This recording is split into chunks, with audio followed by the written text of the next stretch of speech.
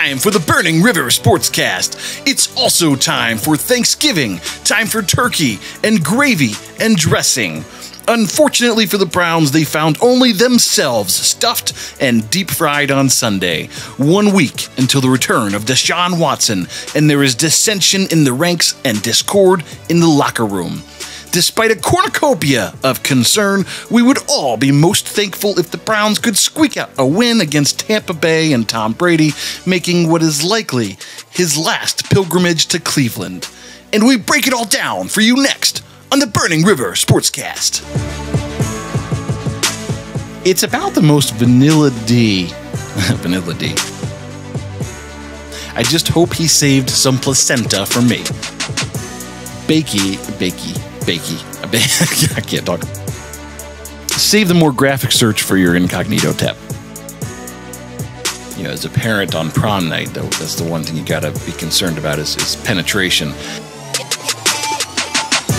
Welcome into the Burning River Sportscast, presented by Tappan Media. I'm Kenny Thunder, alongside, well, no one, because Red Hot Ronnie Jams is on paternity leave after giving birth to his first offspring. I just hope he saved some placenta for me. Makes an excellent Thanksgiving treat. As a reminder, you can find this podcast wherever you get your podcasts: Spotify, Apple Podcast, Stitcher, Google Podcast, Amazon Music, Pandora, iHeartRadio, Pocket Cast, Castro, and more. So hopefully we'll be able to keep this short and sweet.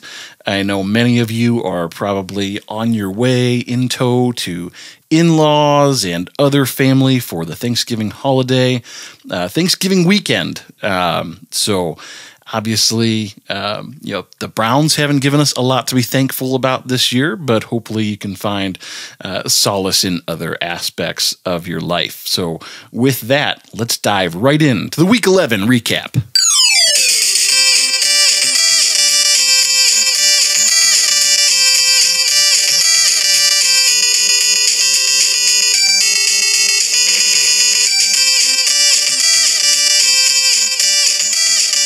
All right, let's go ahead and dive into the week that was.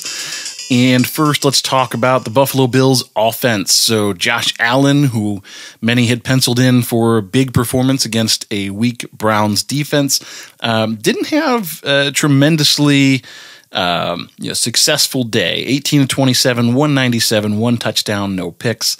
3 rushes for 7 yards. Where we got hurt a lot was in the running game.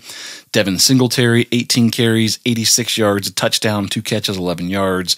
James Cook, 11 carries, 86 yards. So 2 running backs, over 80 yards. Not good. Stephon Diggs, Gabe Davis, again, names that strike the fear into many opposing defense. Didn't have huge days for the most part, were held in check. Stephon Diggs, 4 catches, 48 yards and a touchdown. Gabe Davis, 5 catches, 68 yards. Dawson Knox had a nice day, 7 catches, 70 yards. Bills D overall, 1 sack, 1 turnover forced, the fumble. I say forced loosely. Jacoby kind of just dropped that one after the injury there, so we'll talk about that here in a moment. Matt Milano had a monster game, 12 tackles. He was everywhere. The defensive line didn't have a huge day in terms of numbers, putting up sacks, but that defensive line was in the backfield, creating penetration all day long, and it felt like they were all over Nick Chubb before literally every play. So, hats off to them. That defensive line played really well against what is generally respected as one of the better offensive lines in football in Cleveland. So, that's all I have to say about the Bills. Let's go ahead and dive into the Cleveland Browns, starting with coaching. Mike Prefer, another blocked field goal. Nyheim Hines was looking dangerous returning, so we thought we would just keep kicking it to him. Wanted to take the gamble there. 2 onside kicks, no recoveries. That dude's still trash. Joe Woods. Look, I'm running out of things to say each week about Joe Woods. This defense can't stop the run. Gave up 171 rushing yards. Would have been 79. I think Nyheim Hines had a carry in that game and walked backwards 8 yards. But gives up 171 yards. Was James Woods' highest rushing yardage game on the season. And just really, really in James Woods. I called him James Woods. It's James Cook. Sorry, Dalvin Cook's little guy. But really just another really poor showing by a Joe Woods coached defense. They just are really bad. I don't know how this guy still has a job. Stefanski, as we like to call him here on the Burning River Sportscast. Man, just still no accountability on this team. None at all. Two really questionable decisions stick out to me after watching that game. The back-to-back quarterback sneaks, especially going empty on the fourth down, just didn't make a whole lot of sense, especially since 3rd and short got stuffed, and that was a long 4th and short. It was more like a 4th and 2 than a 4th and 1. I understand that Jacoby has a tremendous record with his quarterback sneaks, but certainly missing the center after Ethan Pochik got hurt was not ideal circumstance and not ideal for a quarterback sneak. So that stuck out to me as questionable. And then the other one was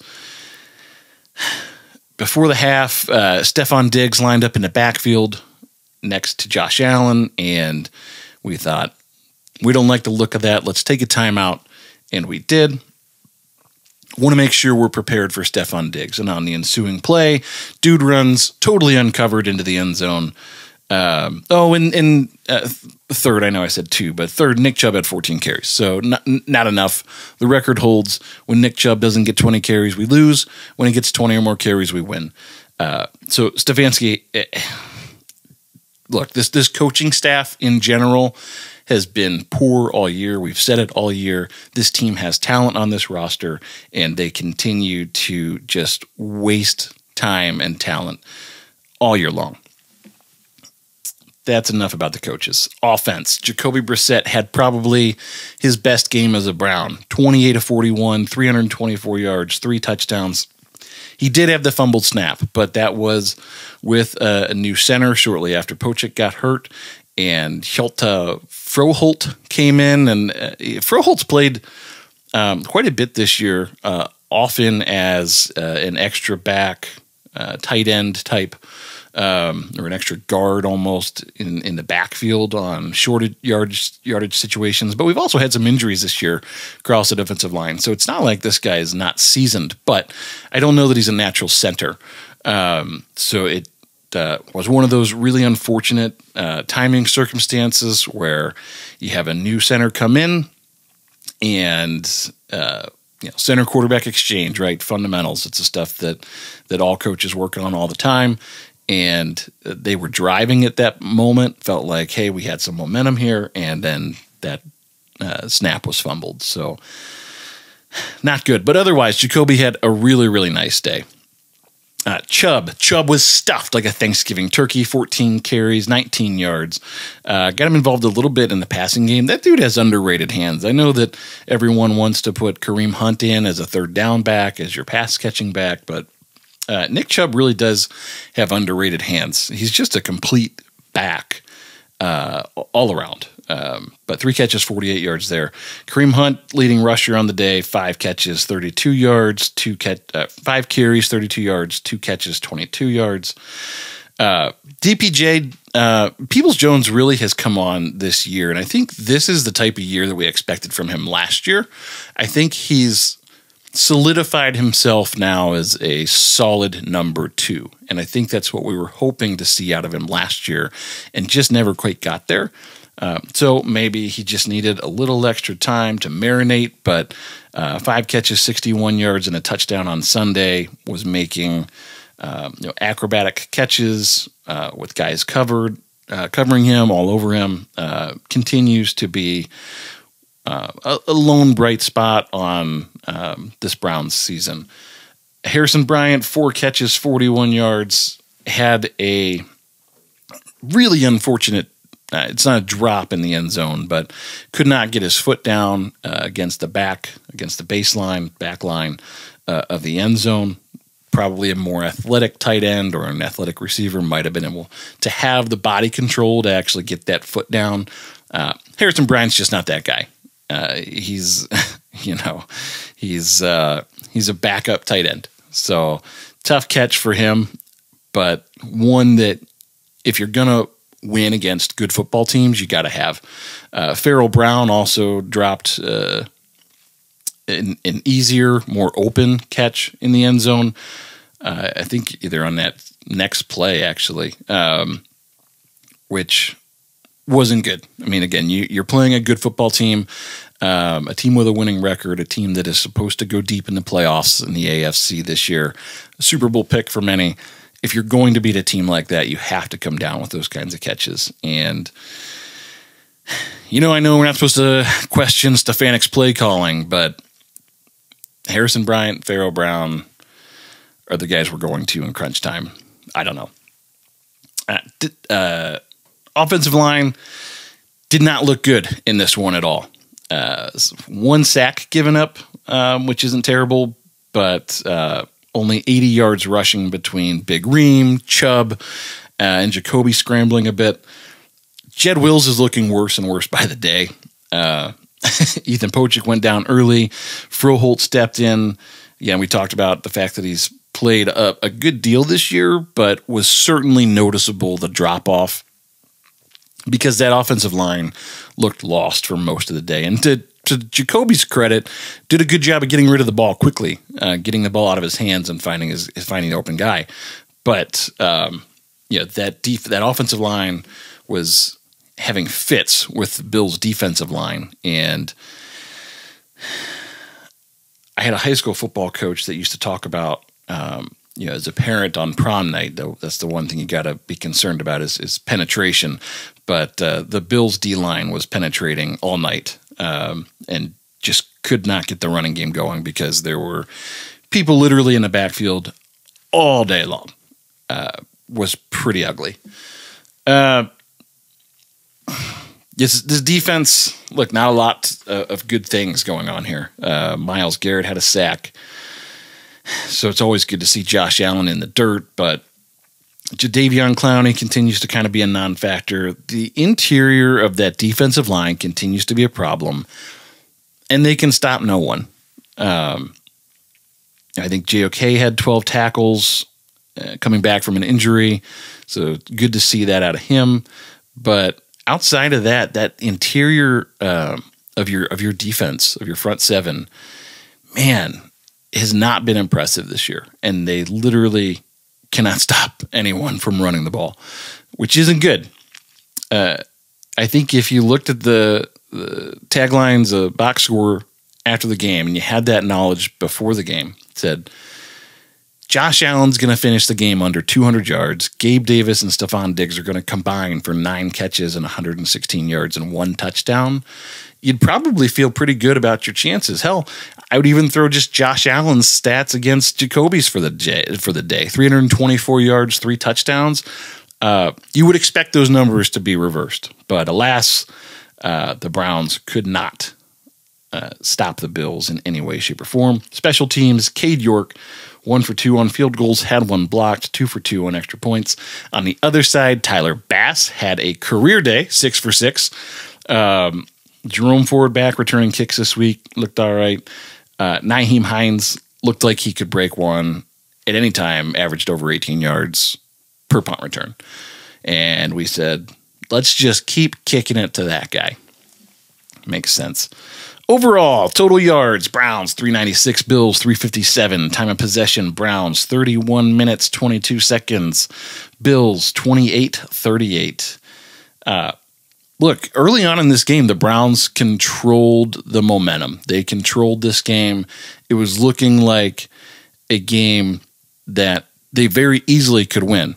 I think if we were going to hand out awards for games that were 5 minutes long, Stefanek, he would win that trophy every time. Those first drives of games are things of beauty. Unfortunately, it all falls off after that. Browns win, with a stat battle for the day, but lose the game. Same shit, different day.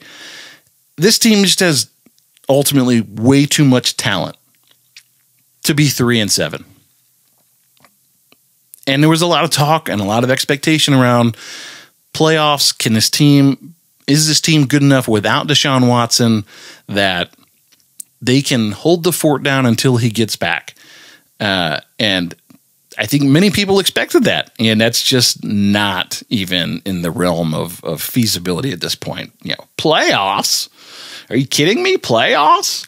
Locker room continues to be a mess. No surprises here. Miles calling out effort and focus all week in practice.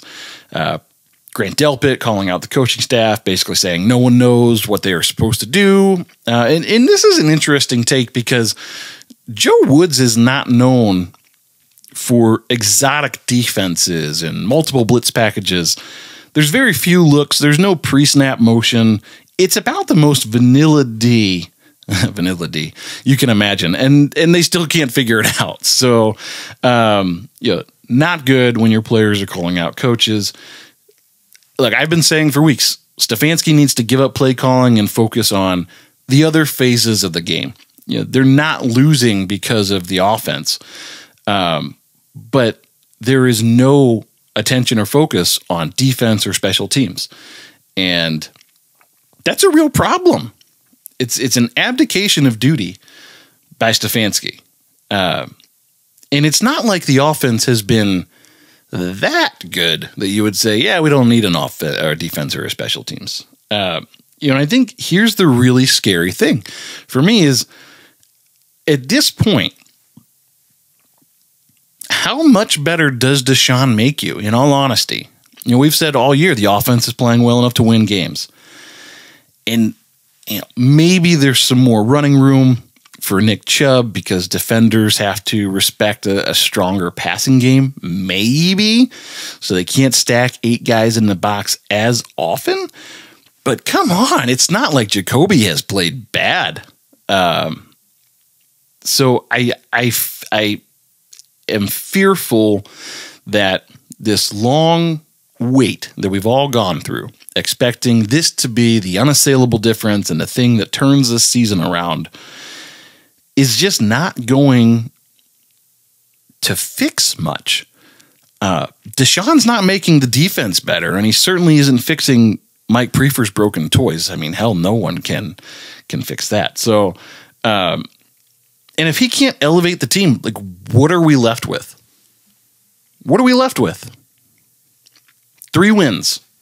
3 wins. 3 wins. We have 3 wins with what was supposed to be one of the most talented rosters in the NFL this year. Mike Tomlin and the rebuilding Steelers have 3 wins with 2 different shitty quarterbacks. The Carolina Panthers fired head coach, traded their best player, and about to start their 3rd quarterback on the season this week when Sam Darnold plays. They have 3 wins. Josh McDaniels and the dumpster fire that is the Las Vegas Raiders, who we literally joke about getting fired every week, has 3 wins. Jacksonville, with Trevor Lawrence and Christian Kirk as their top offensive weapon, have 3 wins. The New Orleans Saints, with the red hot combo of Jameis Winston and Andy Dalton at quarterback, have 4 wins. The Detroit Lions with Jared Goff, the guy that they ran out of LA because you can't win with him, they have 4 wins. The Indianapolis Colts fired their head coach, made a perceived mockery of a head coach hire, and have started Sam Ehlinger in a game this year. They have 4 wins. Marcus Mariota and a backfield of backups have 5 wins on the year. Riverboat Ron and the deadly duo of Wentz and Heineke have 6. Geno Smith was left for dead, and the Seahawks have 6 wins. The Patriots behind Bailey Zappi and Mac Jones have 6 wins. The goddamn Jets are starting Joe Flacco and Zach Wilson. They've won 6 games, starting those 2 guys. The New York Giants, a 7-win team with Daniel Jones. Tell me which one of these teams has more talent on their roster than the Cleveland Browns? Which one of these teams had higher expectations coming into this year? Which one of these teams would you have rather been in August? I mean, maybe the Raiders are the only other truly significant disappointment here. Like, which one of these teams has had better, more consistent quarterback play all year long than the Cleveland Browns? I'm going to have a stroke. This roster was talked about as literally one of the best in the NFL, strong enough to weather the storm until Deshaun returned. And there are fundamental problems here. Top-down problems here. And sadly, Deshaun Watson is just not going to fix that. Other Browns notes. Dakota Allen signed by the Broncos this week off of our practice squad. Did play in a handful of games this year. Greg Mantz was signed to fill in for Ethan Pochik, who has been moved to the IR with a knee injury sustained Sunday. Don't know a lot about Greg Mantz. He started, looks like 32 games in 7 years. So, smart veteran move to bring a guy like that in. Also, some asshat turf to the Browns field this week, and they're hoping to get that repaired before Sunday's game. And then Joe Thomas included in the first round, the semifinal round of finalists for the Hall of Fame this year. So congrats to Big Joe. So again, the Browns give us nothing to be excited or happy about. Week to week, they continue to be a travesty on defense. The offense continues to be pretty efficient to good. And we are now 1 week away from the return of Deshaun Watson. So with that being said, let's get into the Burning River Sportscast Dog of the Week. I can't bark like Ronnie, but woof, woof. I'm a dog, y'all. Who let the dogs out? Dog mentality. Come on now. I'm coming in to kill right away with my... All right, Burning River Sportscast Dog of the Week. Amari Cooper, 8 catches, 113 yards, and 2 touchdowns. Just a really strong performance by Amari. He continues to show every week why they went out and got him in the offseason. He's a true number 1 receiver. He's looked really good playing the part most every game this year. And just super excited to have him. You know, I think the interesting thing is there's a lot been made about the chemistry that Jacoby and Amari have together. And they even mentioned it on Sunday. They were talking about just those two guys and how they share film and clips and things during the week when they're not in the practice facility. I think it's going to be really interesting. And let's hope that he can forge the same kind of relationship with Deshaun, because he's had a really, really nice year to this point, to the midpoint. So Amari Cooper, excellent week. Hopefully we see some more of that this week against the Buccaneers. So Amari Cooper, the Burning River Sportscast Dog of the Week. Let's go ahead and get into the division roundup.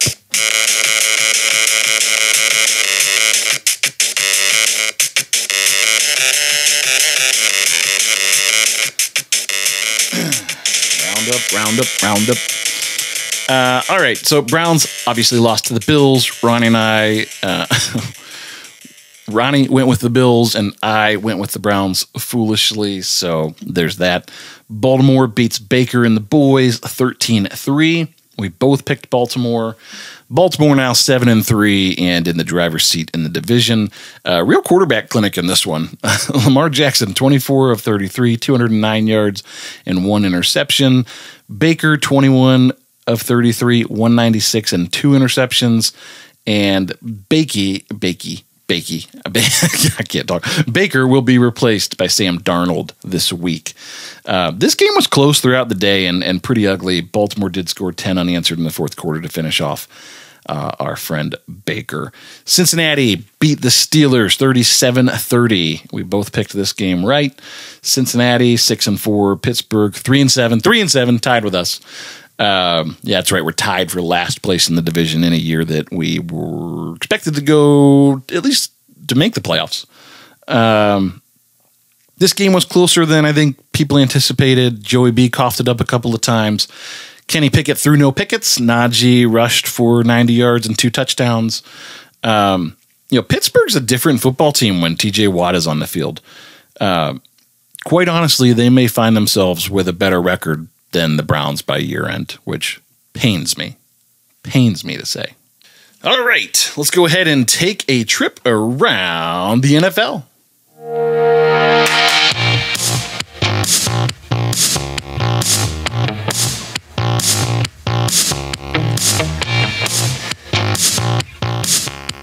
Doing a lot of talking here without Ronnie. I need more water. All right, let's get into around the NFL. Jeff Saturday almost steals one from the 8-1 Eagles, and the Eagles celebrate like they've just won the Super Bowl. I think this game did 2 things. One, Eagles are now 9-1, look like a lock for a first-round bye. Obviously, it's still pretty early in the season. Things can change, but outside of the slip up against the the Commanders, this team is playing really good football. And the other thing I think, though, is it puts some respect on Jeff Saturday's name. We talked last week in depth about our thoughts on the hire, but clearly there is a massive belief or perception out there that Jeff Saturday is in way over his head. And that this was a silly hire, that a more qualified coach would do better. But they took these guys to the brink. So I think it's definitely put some respect on Jeff Saturday's name after almost taking down what is probably the best team in the NFL. They are the best team in the NFL to this point in the season, right? They're 9-1. So, good on both of them. The Jets are 6-4, the goddamn Jets. But all is not good with Gang Green. First off, on Sunday at Gillette Stadium, they experienced a power outage that delayed the start of the game. And in keeping with the theme of the day, the Jets offense also experienced a power outage as they averaged just 2.77 inches. I'll say that again. They averaged 2.77 inches per play in the second half. Not good. After the loss in what was just a terrible, ugly, awful game to watch, players were complaining that Zach Wilson is walking around like he isn't the problem, and it's clearly been rubbing teammates the wrong way. When asked if he let the offense let the team down on Sunday, Zach Wilson replied simply, no. Wilson went 9-22 for 77 yards, and whilst Mac Jones outdueled him on the scoreboard, the Patriots' only touchdown came on special teams. Jets head coach Robert Saleh called his team's outing dog shit and was non-committal about Zach's future as the starter, saying all options are on the table moving forward, and finally made the call that Mike White will be named starter for this week's game.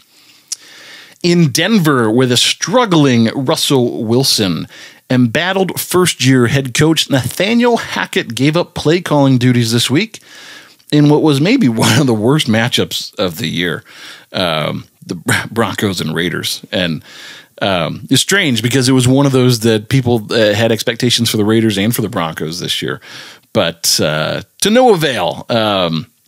And the Raiders were able to steal this one, and Hackett is looking more and more like a one-and-doner.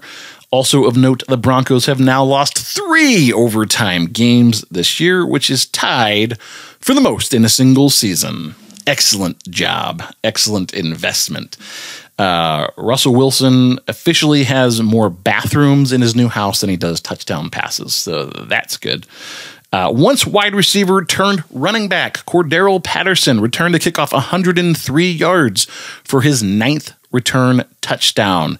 He was tied with Leon Washington and Cleveland's own Kent State alum Joshua Cribbs at 8, but now has the record all to himself. So they got that going for him. There's not a lot going for Atlanta, but they do have that. And finally, my favorite moment of the week, as part of, obviously, it's November, and November for the NFL is Salute to Service Month. And as a part of the Vikings Salute to Service celebration, the Skull Salute to Service, they asked fans to share stories and photos of loved ones in the armed forces, and then they put them up on the Jumbotron. Very, very touching. But then this photo appeared. You'll have to watch the video version for the images. This photo appeared, and if you recognize this man, you're probably on Santa's naughty list this year, because this is the man with 1,000 jobs. Cop, firefighter, teacher. That's right, Johnny Sins, baby. The post alluded to him being a huge Vikings fan. Catch the double entendre there. And while some may regard this man as a hero, he is definitely not anything but an adult film star who has become one of the hottest memes around. And if you go to Google this man, might I suggest trying his TikTok, where his work is much more PG in accordance with the platform guidelines. Save the more graphic search for your incognito tab. Also, RIP to the Jumbotron media guy or gal who was probably given a strong lesson on content screening if they are still employed. Honest mistake. That's what I'm thinking, right? It has to be honest mistake. Or was it? All right, that's it for our Week 11 coverage. Let's take a quick revenue break, and we'll get into Week 12.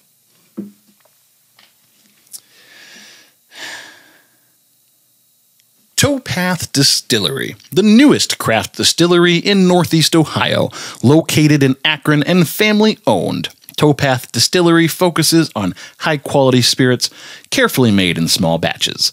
Towpath's lineup includes an ultra-smooth, award-winning premium vodka, a small batch silver rum made from the highest-grade molasses, an American craft gin made with 9 botanicals, and a blended straight bourbon made from corn and rye. Towpath Distillery. Visit towpathdistillery.com to find an agency near you where the spirits are available, and make sure to ask your local bartender and restaurateur.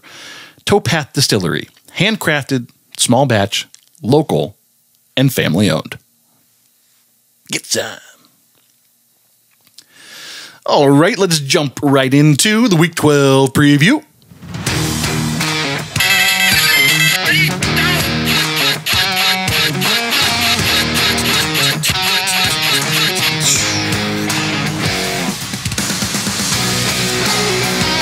All right, so we do have Tampa Bay and Tom Brady coming to town to play on our recently turfed field.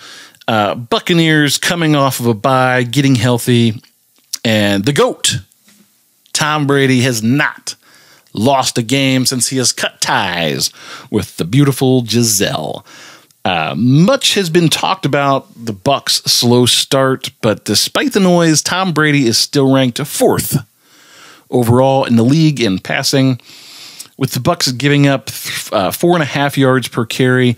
Nick Chubb versus the Tampa Bay defensive line is the matchup I have this week. Matchup of the week. I need a cool sounder for that. Do we have one? That'll work. So this is a game I think that sets up well for the Browns, as the Bucs have consistently just been slow to start the game this season, and then kind of come on late with a flurry and fury and lots of other F words. If they can get out to an early lead, pound the rock, and keep Tom Brady off the field, there's a small chance they pull this off this week. The question is for what, though? You're 3-7. Does anyone on this team even care? Listening to the locker room talk this week, it all sounds like they've all kind of mailed it in and are just waiting for Deshaun Watson to come save them. The playoffs out of reach, dysfunction everywhere you look. So it's hard to tell how much these guys truly care. I can tell you this, I still care. I know Ronnie still cares. And I think it's in these moments that a man's character is displayed, their true character, when you're playing for nothing but pride and the name on the front of your jersey. And that's when we see your true colors. So pay close attention to this week, dear reader, because win or lose may not matter nearly as much as what we might learn about this football team. And it's all I got to say about that. Let's take a quick look at the injury report.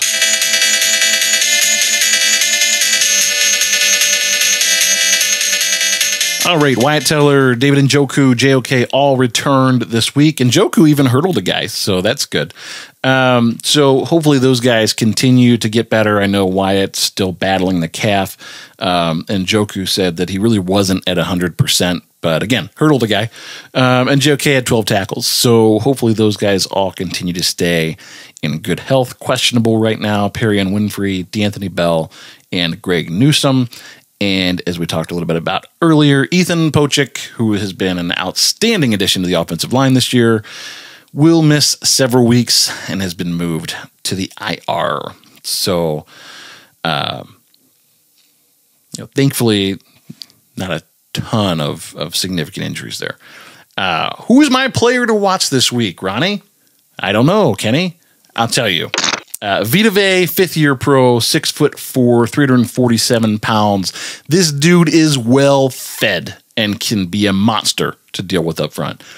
And as bad as our offensive line played last week with center now a question mark, I think this matchup could swing the game one way or the other.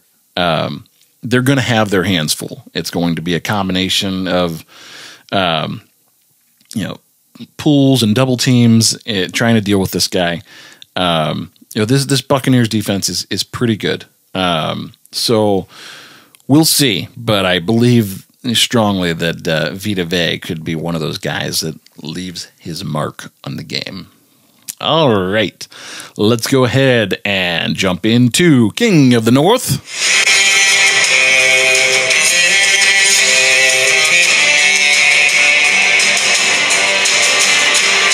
Okay, every week, this is Ronnie's favorite part, the reminder of our tally. Ronnie went 3-0 last week. I went 2-1. Ronnie is 22-12 now on the season. Kenny, that's me. I'm now 18-16. So still clawing my way back. We still need suggestions on what's going to happen to Ronnie when he eventually loses the season-long tally, because it certainly won't be me. And with that, let's take a look at our predictions for this week. Baltimore at Jacksonville. I'm going to go Baltimore in this one. 7-3 in the driver's seat in the division. Trevor Lawrence not playing great. Don't have the weapons on that team to compete with Baltimore at this point. So that defense is gaining momentum and playing better. And Lamar Jackson has fallen off a little bit in terms of performance, but is still the superior quarterback in this one. Ronnie also picks Baltimore. Cincinnati at Tennessee. This is an interesting one for me. But I'm ultimately going to go with Tennessee. I think this game sets up a lot like our game against Cincinnati in that Derrick Henry can run the rock. And in Tennessee, Mike Vrabel is not afraid to run the rock. He's not afraid to give the ball to Derrick Henry 20, 25, 30 times in a game to win. And I think that's what he'll do. I think there's a blueprint out there for how to victimize this team. Still just not a believer in Cincinnati at this point as cream of the crop. And Tennessee's a well-coached football team. They're a well-coached football team. And I think Tannehill's back, getting healthy. I think that this is a team that tends to peak at the right time. At least during the regular season. They haven't done a whole lot in the playoffs the last couple of years. But I think that this team understands how to win late in the year, and I just don't think Cincinnati has the horses. At least they don't have the momentum that they did this time last year. Ronnie is going with Cincinnati, so hopefully they lose. Pittsburgh at Indy on Monday Night Football. Look, I'm a believer in Jeff Saturday at this point. I don't know. I think Matt Ryan is still slated to start out there, have a good running game, and Pittsburgh is trash. So I'm going to go Pittsburgh. I'm going Indianapolis. Ronnie is picking Pittsburgh. Ronnie, who all year long has reminded me of the time that I picked Pittsburgh to win and they lost. He's decided this week is the AFC North's premier week. They're all going to win. So Ronnie's going Pittsburgh against Indy on Monday night. Bucks at Browns. Ronnie's picking the Bucks. I don't know what his thoughts are on it, but my thoughts are this. This team has underachieved all year long, and there are some matchups in this game that we can absolutely exploit, but this team looks lost. They look disheveled. They look like they don't care. They sound like they're waiting for Deshaun to come back. And every week for the last several weeks has been a must-win game for them, and that hasn't seemed to matter. The one time that it mattered was on Monday night because they didn't want to look foolish on national TV. But outside of that game, this team, it's not even questionable to like, hey, will the real Cleveland Browns stand up? This team is just an utter disappointment. And I'm not picking against Tom Brady, so Tom Brady and the Bucks win. And that is King of the North. All right, let's jump into one more quick revenue break. Towpath Vodka. Towpath Vodka is an ultra-premium, extremely smooth, high-quality vodka. 6 times distilled and made from Midwest corn and Ohio fruit. Clean and crisp. Towpath Vodka is a truly high-quality spirit made right here in Northeast Ohio. Towpath Vodka. Midwest corn and Ohio fruit. The best kinds. Love that Towpath Vodka. For the land.